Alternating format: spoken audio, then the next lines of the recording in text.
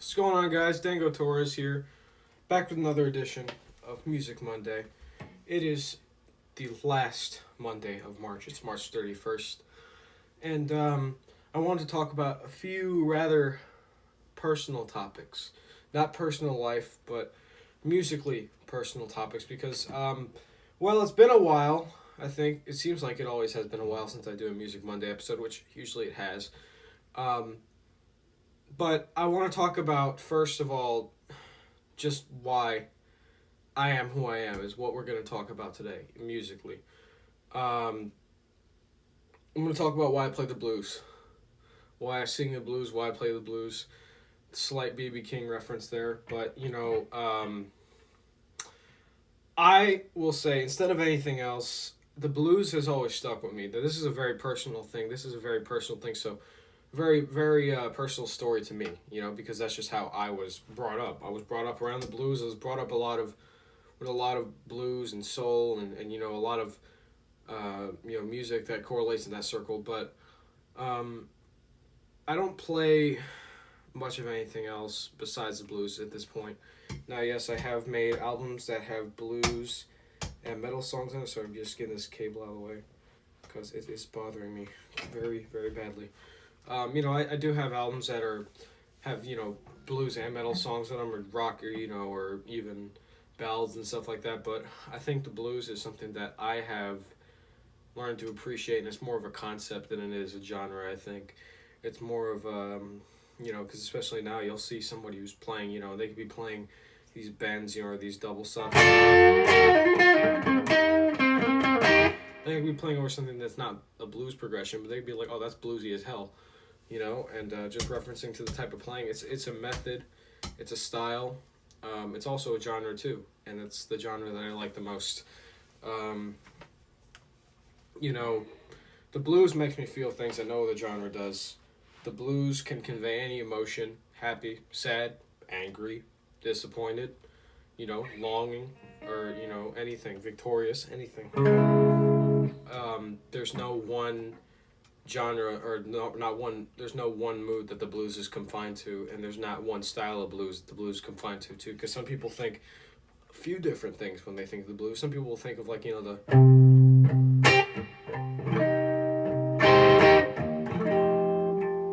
really like slow blues, or like sad or sexy blues or whatever. And then some people will think the classic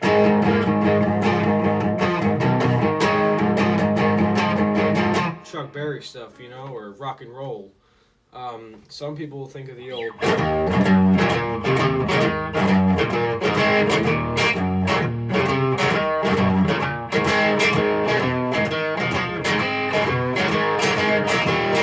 good old shuffle type blues, the Texas blues, the Stevie blues, whatever you want to call it. Everyone's just about done everything that I just listed there.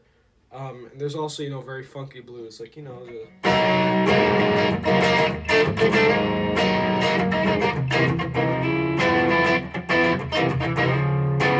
there's many styles of blues that you can do, many different moods, many different tempos. It's like a billion things in one, and you make it your own.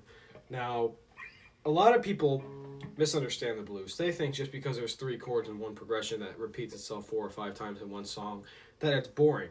Now listen, I am one to spot boring music when it is boring. If there is not anything that is admirable or interesting about a song that I'm listening to, then I won't like it. I won't listen to it. I will stop listening to it, as a matter of fact. But with the blues, you see, you might have the same 3 chords over and over again, no matter what key, major, minor, whatever, even dominant, like 9 chords. No matter what, there's always something you could take out of a blues song, If it's the same chords just done by a different person or done at a different time by the same person, there's something you can get out of that, right? Let's take, for example, The Thrill Is Gone, B.B. King. I just did a cover of this one the other day. He goes.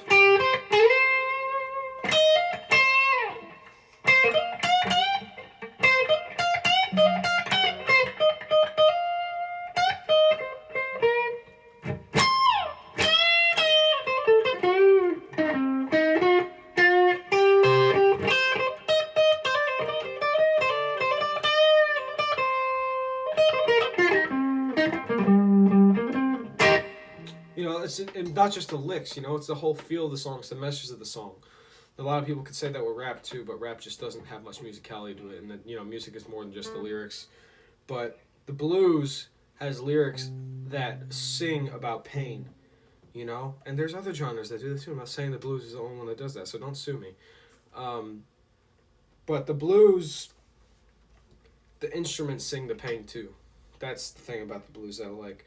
You know, people have asked me over the years why I like the blues so much or why I play the blues, and sometimes I can't give them an answer, and it's taken me a while to be able to put into words how I'm, you know, why I like the blues, why I sing the blues, and I guess today will be my video of me actually saying it, or to the best of my ability, because it's still kind of a scrambled answer.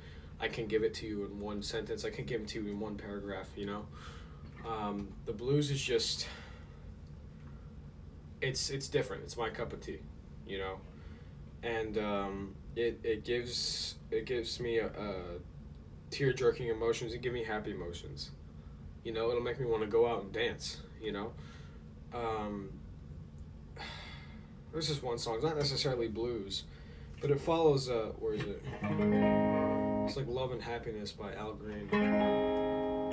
What's the chord? I don't remember it.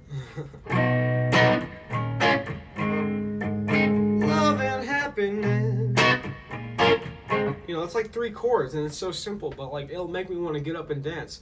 And then, like I said earlier, the thrill is gone. That song, like, I'll cry to it if I'm in the right mood. You know, I mean, there's this performance that he did in New York in 1971, and I watched that performance, and literally just the guitar, like it's not even his voice. Like, I'll cry when the first guitar solo comes in because of how he delivers it and how his message is. Because in blues, let's compare it to metal. Because metal derived from blues, right? So it's, in a sense, comparable. The blues uses a lot more dynamics, arguably. Let's take a band that was very blues-inspired. Dream Theater.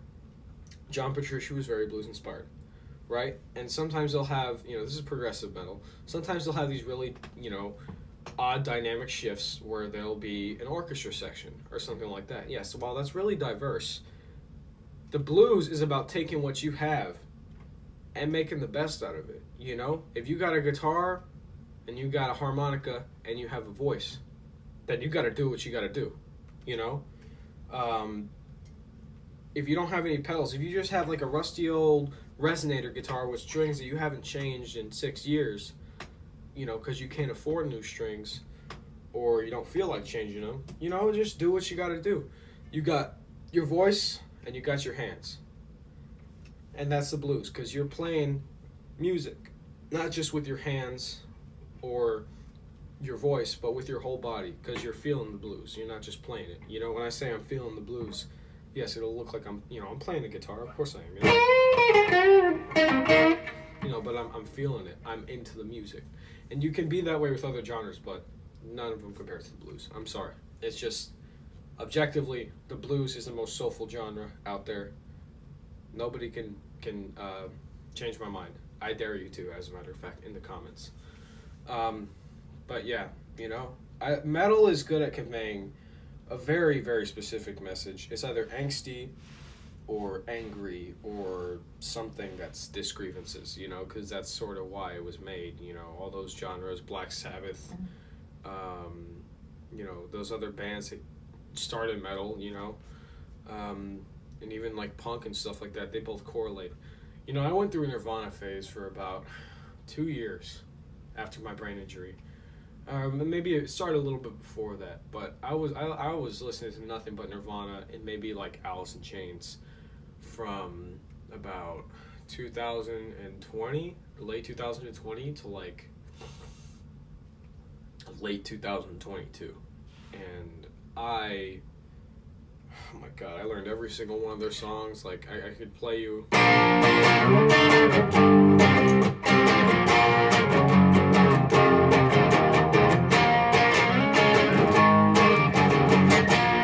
Like, I learned how to sing like Kurt Cobain too.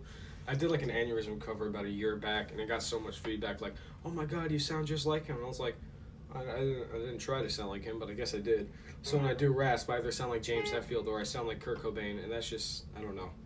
I don't exactly understand that whole concept, but I like metal. I'm not going to disagree with any of these people that think that metal is a really good genre, because it is. It's a really good genre. But I will say, again, it's very specific in the message that it's trying to send. There's not much you can do with...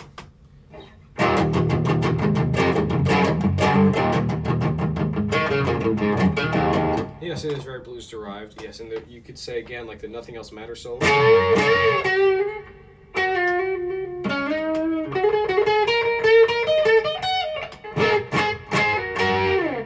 It's very bluesy too, but that's just playing. There's bluesy playing, and there's actually feeling the blues.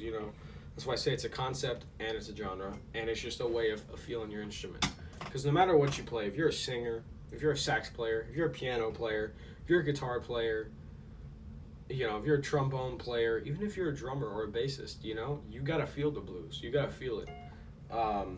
It's not something that can just be played. And there's a Jimi Hendrix quote that says exactly this: "Blues is easy to play, but it's hard to feel." Anyone can show up to an open jam and go,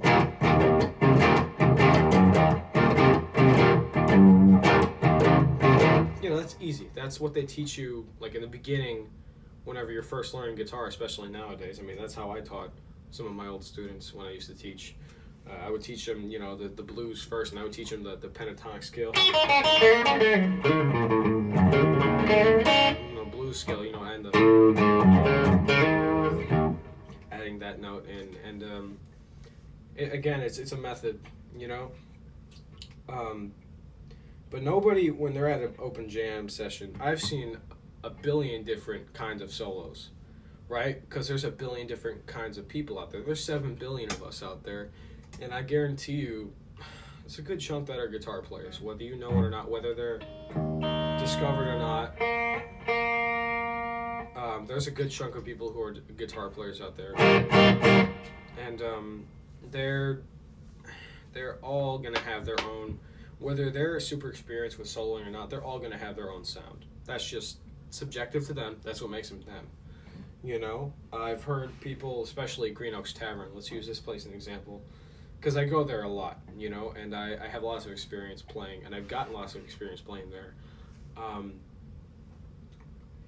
You'll find people who will come up and jam, and I've jammed with people who played Radiohead covers. I've jammed with people who have played, Doobie Brothers. Chris, he loves...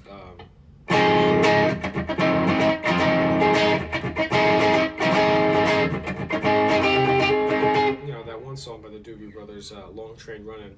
We play that. We haven't played that in a while, but it's a groovy song. Chris likes a lot of soul. He's more of a soul guy than a blues guy, but he takes both of them into consideration. But we've had that. We've had people come in and play acoustic stuff.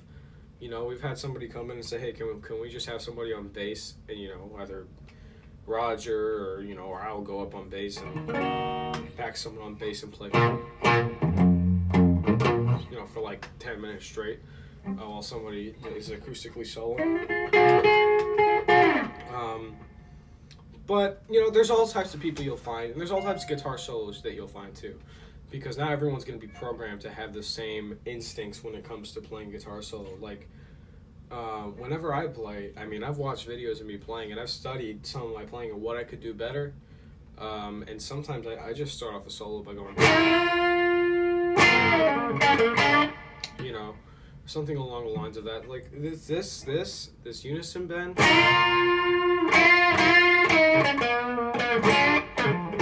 And it's also a tuning check for my guitar as well. It could be.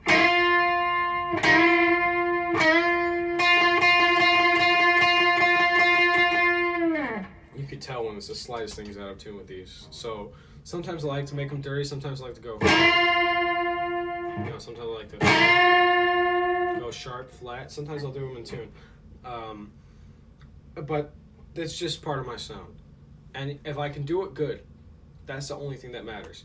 If it's really sloppy, if it's really not taking, good technique in consideration, if I don't practice it, if I don't play, with those in context, with these bends in context, right?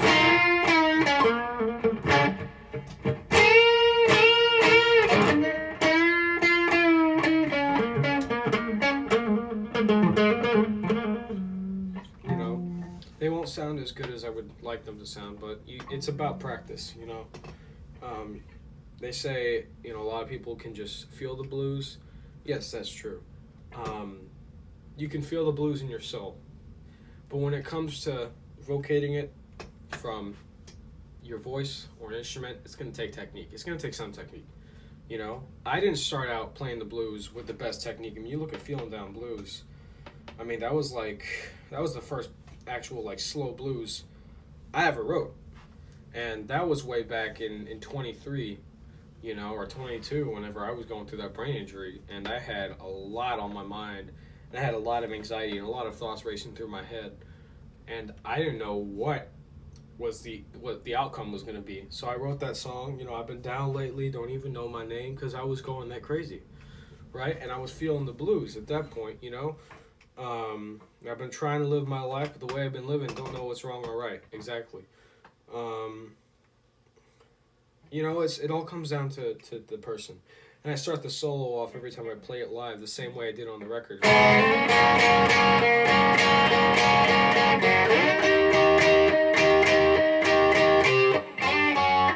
don't remember how I did that. That's I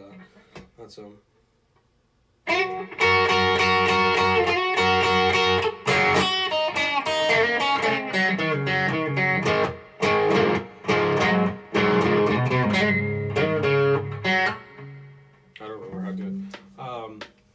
But you know, from that point, I'll go improvising, and I'll do whatever, you know. And sometimes you'll have a completely different outcome towards the end of that solo than what's on the record, and that's just how I play it. That's just how I like to play it, because I wrote the song. Goddamn, I could do whatever I want with it. And I own the rights to it, and you know, it's just my song, and I gave birth to that song. I created it, and it's not a damn thing you can tell me otherwise. You can't tell me it sucks. I mean, you can, but I'm not really gonna care about that. I mean, that's just how I am as a musician. Another talking point, speaking of how I am as a musician, how people are as people and how people are as musicians. This is why a lot of people will tell you, separate the musician from the person. And in some cases that's true, right? Let's think Jimi Hendrix, for example. Jimi Hendrix was and is one of my biggest inspirations of all time. There's hands down. He's like one of the greatest guitar players. Definitely one of the most influential of all time. He inspired so many people, right? But if you look at how he lived his personal life, he was a druggie. He did a lot of drugs. He lived recklessly, and he died at the age of 27. Now, it was very sad, yes, but you have to take into consideration those were his choices. I don't support the use of heavy drugs. I don't support any of that stuff, and I take that into consideration as a learning experience. At the end of the day, though, Jimi Hendrix made some really good music. He made some really good music. Outstanding music. I mean, in the world of blues and psychedelic rock and just classic rock and even leading up to heavy metal, he made some really good stuff. But I'm not going to completely excuse the way he lived his life. I'm not going to act like he was an angel just because he made some really good music. He was a tortured soul. He didn't have his life easy, and that's just how it was. Now, this is a better example. Dave Mustaine. I have not listened to Megadeth in years, and there's a reason for that. Dave Mustaine is one of the most petty assholes I have ever met. One of the most petty pieces of shit I've ever heard speak a word in the music scene. I say met him. I didn't really meet him. He's just, I see what he says online. I hear what he says online. Guy's a piece of shit. He's a dick. He still can't let go of stuff that happened 40 years ago with Metallica. Really, he can't. And it's kind of sad, you know, because, I mean, I have personal experience with people like that. And I'm just going to tell you this. If they can't let go, then I got to let go for them. You know, I just don't listen to, you know, Megadeth's music because I don't give a shit about all these messages they might have in their songs. Or really, I couldn't care for all the thrashy riffs. He like, Megadeth is so up their own ass. Like, I can't. I mean, there's instances in songs, like from the Mechanics, he literally took like a Metallica riff or something that he might have wrote years back but was already released and put it in his song. He has no rights to those songs. So whether he wrote them or not, I mean, he doesn't have legal rights to them, so there's nothing you can really do about it. If you want to sue, he could, but that's 40 years ago, man. Just let go of it, you know? You have your own band, you have your own successful band, you have Marty Friedman, which is one of the best freaking metal guitarists on the planet. And you have, you know, a band that actually wants to play with you.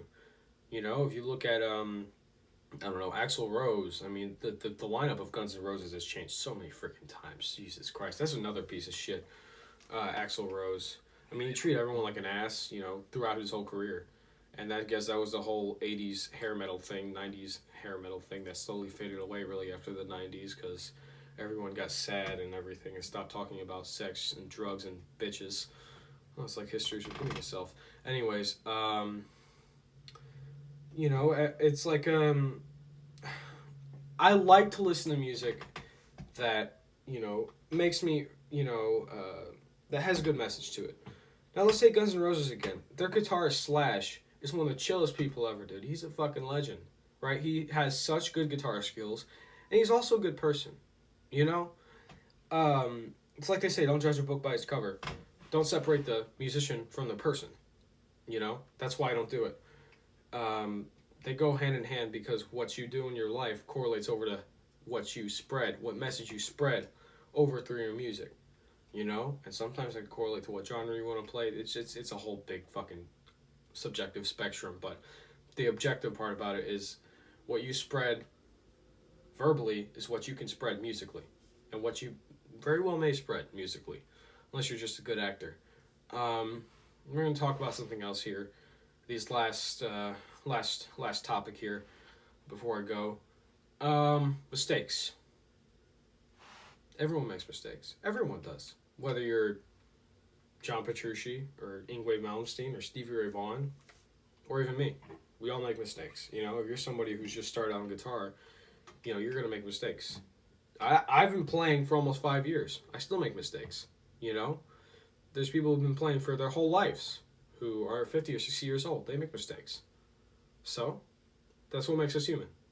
Today's society is very, very, very perfectionist. And it's very, very sad the way it is because everyone expects everything to be perfect. And everyone expects everything to go their way or how they want it or how their personal agenda sees it. And I think that is one of the shittiest things about the society that we live in today.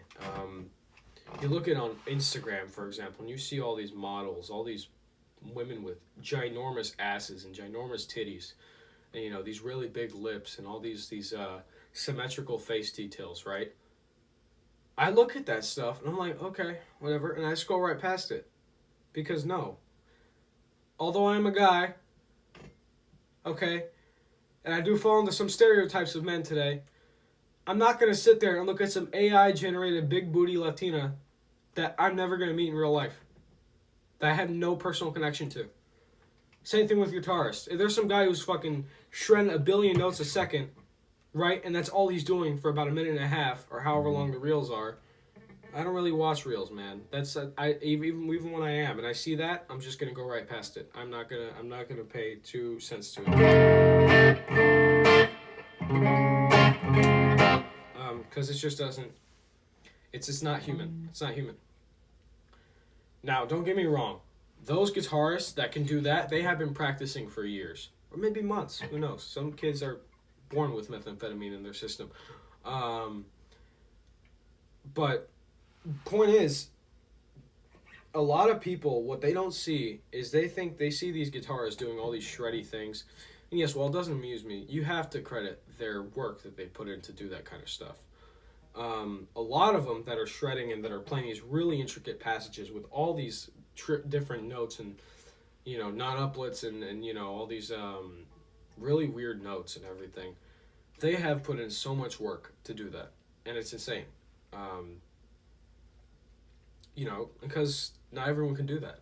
I mean, they can, but not everyone else can. The hours of practice is what people don't see. And when they see the finished product, they make their judgment. And that's why you have people like me who go on, and I don't really care personally if I make a mistake live or if I play something, if I play a wrong note. I mean, that B.B. King cover, I made a few mistakes. I can name them and count them for you, you know, and tell you exactly what I did. Some people can't. Some people can see that. Some people can think I made mistakes that I didn't actually make. It's all up to your interpretation because everyone's a judge nowadays. Everyone thinks their opinion is somehow superior. And it just comes down to how you take it because everyone's going to be a dick. Some people are just not worth taking it up the ass for. That's what I'm saying. Now, my grandmother told me to shut the fuck up because my guitar playing is too horrible. Then I'd be like, okay, I'm going to unplug my amp and I'm going to go sit and I'm going to practice scales for 6 hours. Or I'm going to do something. Whatever sounds like shit, I'm going to improve it. And I am improving. I'm improving every single day because I'm playing every single day. And I'm learning every single day. And there's something new, whether it be small or big, or something that I don't even know I learned. I'm learning something every single day. I'm a guitarist and I'm still growing. And yes, although I have music that I've put out, those are just representations of my progress. Those are representations of my progress. And music is a combination of time, place, and soul. I forgot who said that. But whoever said that, shout out to you. Because that's what it is. TBI, for example. Or the beginning. Let's go to my first ever album that I recorded. The beginning. Right? Although I started out as an EP, there's now a deluxe remaster out on Spotify that I recently released. And, I remixed it and everything. So it was just an insufferable album to listen to production-wise. Like half the time my ears were being massaged by the low end of the guitar. And just the guitar tone sounds like shit. I'll be honest with you, but that's just what makes the album unique because that was my first ever album, and it shows, It shows that it was, a representation of what I could do and what I had, because I'll be honest with you, I had a Focusrite Scarlett 2i2, which I still have sitting on my desk. I had this Les Paul here, and I had like a little HP laptop that ran on like 8 frames per second when trying to load up BandLab. That's also what I used for my DAW. I didn't know how to mix, and I had a Boss ME80 multi-effects pedal. That's all I had. I literally had nothing else. And so I did that, and I had a little $80 Glared P-Bass, which I made a video review about 2 years ago out. And I had the drum loops from BandLab, and I had like a fucking $15 condenser microphone, or like not even condenser microphone, just like a shitty little microphone that I recorded the vocals of Disregarding Faces and Back to Houston on. And I bought this mic that was $20 and it somehow isn't less shitty, so I still use it today. It's a very clear mic, and I recorded the rest of the vocals on there. I also had a double bass that I mic'd up with that mic to record She Makes Me Feel with. There's so many things that came into that. That Boss ME80 effects pedal, man, I miss it. I really do. But the one mistake I will never make again is putting that shit in directly into my Focusrite.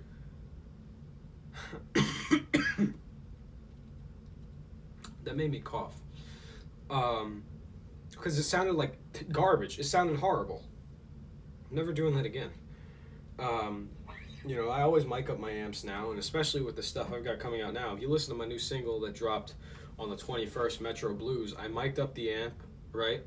I used Amp Sim for the bass, I put that direct into my Focusrite, and I used Tonex, and I used their Fridge amp, for which is really the free bass amp they give you, but it was still pretty good, and it gave me some pretty good blues tones, and I used a better bass, I used my first guitar, my Strat, which had some horrible pickups in it, but I upgraded those pickups, I used what I had, I used my friend's electric drum kit, and I played the drums myself, hooked up to like some MIDI, to the MIDI keyboard that's in Reaper, and I used what I had, dude. Listen, I might have made a mistake in that recording of Metro Blues. Who cares? I listened to it maybe once or twice in the past 6 months. I've spent the past, it's March now. I've been really working on this album I've got coming out on November 7th called Times of Trouble.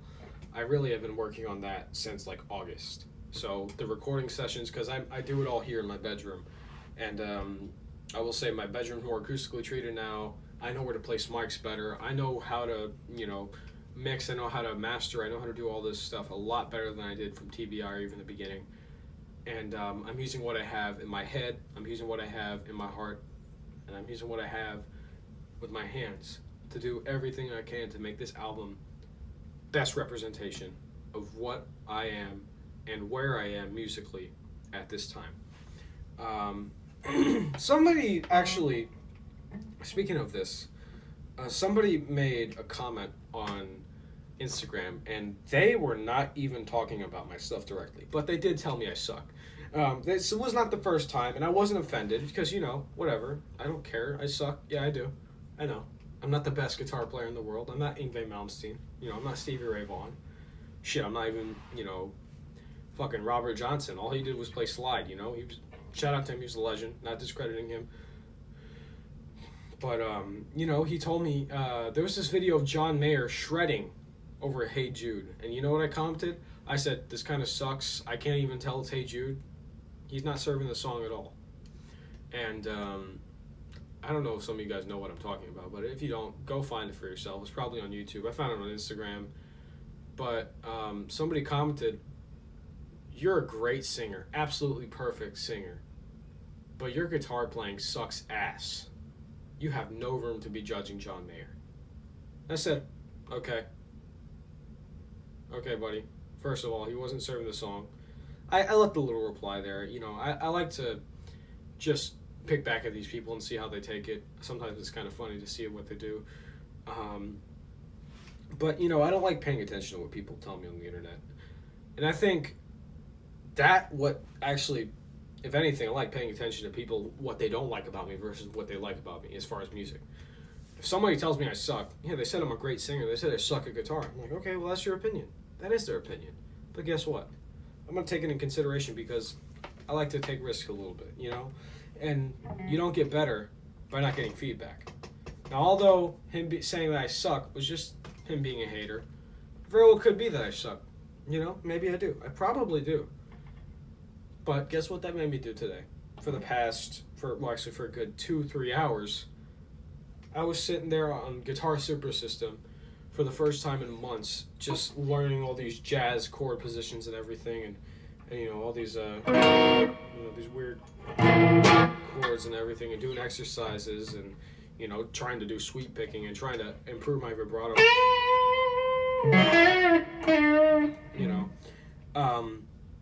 And so I've been up since like 6 a.m. doing this, and I was like, all right, whatever. So I deleted the guy's comment because I don't want to see it every time I go to my likes feed, right? Or my notifications feed. And I deleted the notification, rather. I didn't delete the comment. I left it there because I don't give a shit. But I know I suck. I know I'm not the greatest guitar player. Bottom line, I know I need to improve. And guess what? Like I said, I am improving every day. It's not going to be something that you see overnight. You're not going to see me shredding like Yngwie Malmsteen next week on Instagram. You're not going to see me playing some fucking blues solos as good as Albert King, even in the next few years. I am who I am, and I am improving to make my sound the best I can and to hone my craft the best I can. It is what it is. That's called being a musician. It's called being human. It's called not being perfect. Because, like I said earlier, this ties all back to what I said earlier. When you see these guitarists on Instagram shredding 1,000,000 miles an hour, yes, it's very attractive and it's very sometimes overwhelming with the amount of notes they're playing. And that might want you, you may want to follow them. Go ahead. Not my decision what you do in life. But the hours of practice is not what's seen. It's not what's seen at all. It probably, some of those guitarists have probably been playing decades, 10 years at least. I don't know. I've been playing for half a decade at this point, and almost half a decade rather, and I couldn't play you a single Kirk Hammett solo 100% or Dimebag Darrell solo. Now that sounds ridiculous, but that's just me being, guesstimating, my guitar skills. I don't really like to compare myself to other people. I like to compare myself to myself from the past, because when you do that, you improve. When you compare yourself to other people, you get really frustrated and then you quit.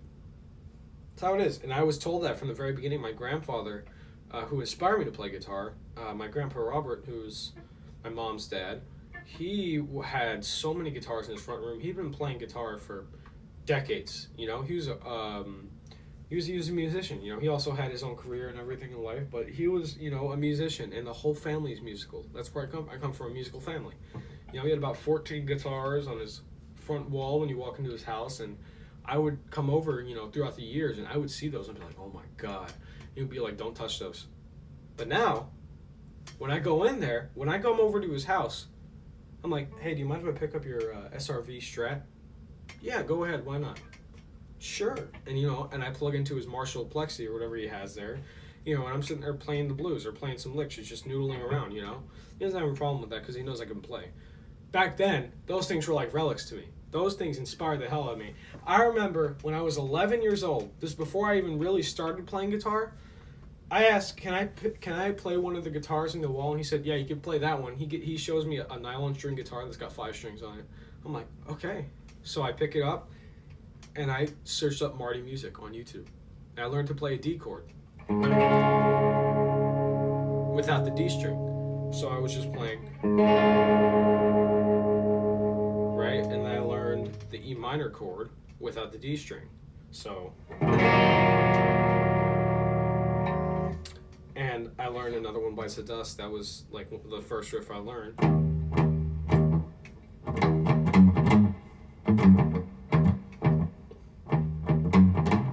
Queen was what I was into at that time. But that was probably one of the best things that happened to me, because that's what really kicked it off. Now, that was maybe summer, early fall of 2020. Yes, of 2020. And I hadn't even turned 12 yet. What I did, though, was I kept listening to Queen. I kept listening to the Beatles, Led Zeppelin, all those other rock bands I was getting into at that point. And I kept getting inspired from them. And eventually, I asked my aunt for this $100 Glary Stratocaster, which I still have. And she bought it for me, and I got my hands on it by Christmas because I had been around somebody. This is pandemic's time. I had been around somebody who may or may not have had COVID. And this is at school, so they were like doing contact tracing and everything. And so I was sent home to quarantine for 2 weeks and do virtual school instead of going in person like I usually did.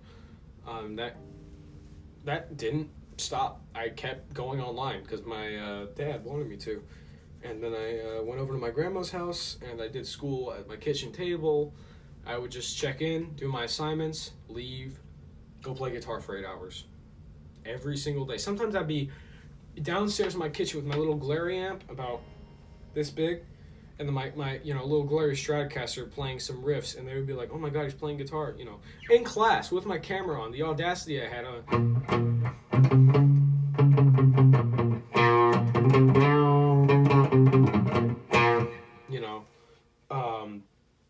It was really just it was just how I was, It was the state that I was at that point, and that was how I got started, really, but I'm improving, and that was, I wasn't good at all. I wasn't fit to play on Instagram. I wasn't fit to even play a show, I mean, I didn't really start playing anything live or in front of people until maybe 3 years after I started playing, 2 or 3 years.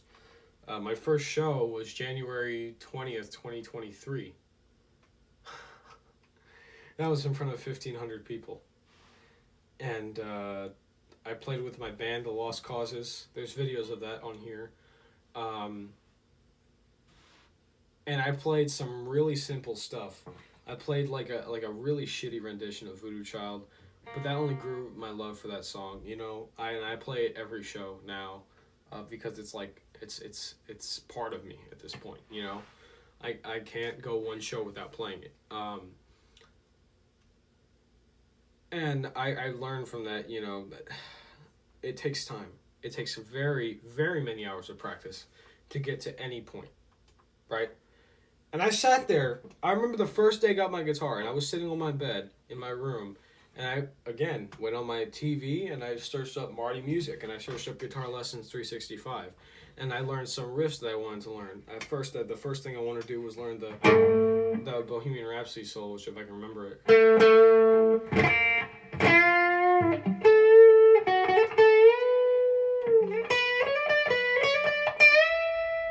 Then that's as far as I got.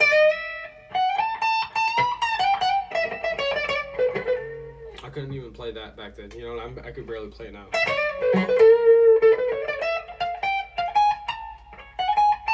I don't remember it, but that's the first thing I wanted to learn. And I sat there for hours, after I quit trying to learn the Bohemian Rhapsody solo. I was learning 035, I was learning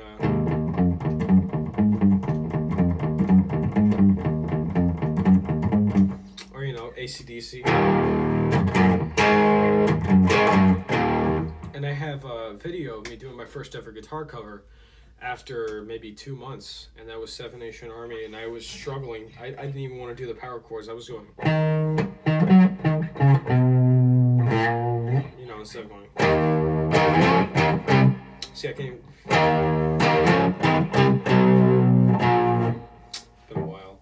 Plus, I don't do power chords up here, so. I didn't even do that. I did the freaking the what do you call it? I just did the single notes, and there was no vocals on the backing track I was using. I was using my laptop, my Chromebook actually was issued me by the school to play the backing track, and I had like a little LG phone, like a little Android phone that was right by the laptop, so you could hear the backing track, and I had my amp in the back of my room, so you could hear it from the back of my room. There was no vocals, and I was just sitting there like through the verses because there's no guitar, and I was just sitting there like. That's where, it's progress. And, now if somebody asks me to play Seven Nation Army, of course I'm not going to be immediately, perfect at it. But, hey, if you give me, 2 days to just play it 1,000 times, then yeah, sure. And that's just without saying. There's another reel that I posted on Instagram recently about me trying to learn Honeybee by Stevie Ray Vaughan. And I still can't play this cleanly, but...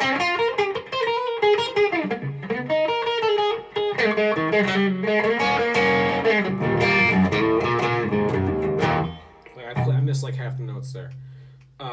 That was just me. That was like a time lapse of me sitting there for about an hour and a half playing the same thing over and over again. Had Moises.ai loaded up, and I pressed the back arrow 8,000 times to go back and just play that one part of the song. That song's about 4 minutes long. That was about 8 seconds. That I was just trying to get that down over and over and over again.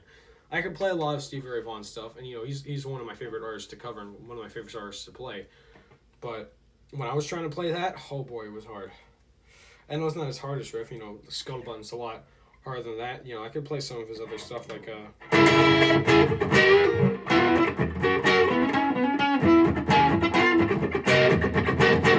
although not perfectly. Again, that's what makes me me. I'm not Stevie Ray Vaughan, so you're not going to get Stevie Ray Vaughan out of this. I guess moral of the story is accept feedback, but don't let it affect you. Let it improve you. Let it motivate you to go back on your computer or go to another guitar lesson or pay for guitar lessons if you haven't already. Or let it motivate you just to be a better musician. Because at the end of the day, when you're a musician, you're never going to be the best. You can never be the best. Okay? The best is not defined. Yes, there's so many Watch Mojo lists and so many guitar lists on there and so many magazines and forums that'll say top 50 best guitar players. Rolling Stone doesn't know what the hell they're talking about. Nobody does. Jimi Hendrix is one of the most famous guitar players. He's one of the most influential guitar players. He's influenced many, many, many people who have influenced many, many people. That's something you could say. To say that he's the best guitar player, even if he is, even if there's such thing as a best guitar player, it just doesn't make sense. How? Explain why. Is there something that says in writing he's the best guitar player ever? I mean, when you watch the Jimi Hendrix interview, he's like, it wasn't even an interview, he was on the some Dick Cavett show. I don't remember what the name of that show was that he was on back in the 60s. The guy said, you're one of the greatest guitar players in the world. And everyone started cheering as he said that. And Jimi Hendrix was sitting there laughing. He was like, maybe one of the best sitting in this chair, I mean, he had such a humble spirit, when it came to stuff like that. Because he told in the same interview, same appearance, he said, I really don't like taking compliments because it get me all fat and satisfied, and you start forgetting about what the music is really about, and it's about playing the song. I 100% agree with him on that, because that's what it is when it comes down to it. That's what it is. And, whether you're, he said he's, constantly making mistakes because he's trying to create something new every 5 minutes, or every second, really, or he's always trying to create new things. And sometimes when you create new things, when I played Justify for the first time, when I was writing that song, I didn't play it cleanly like I can play it now. I didn't just magically go.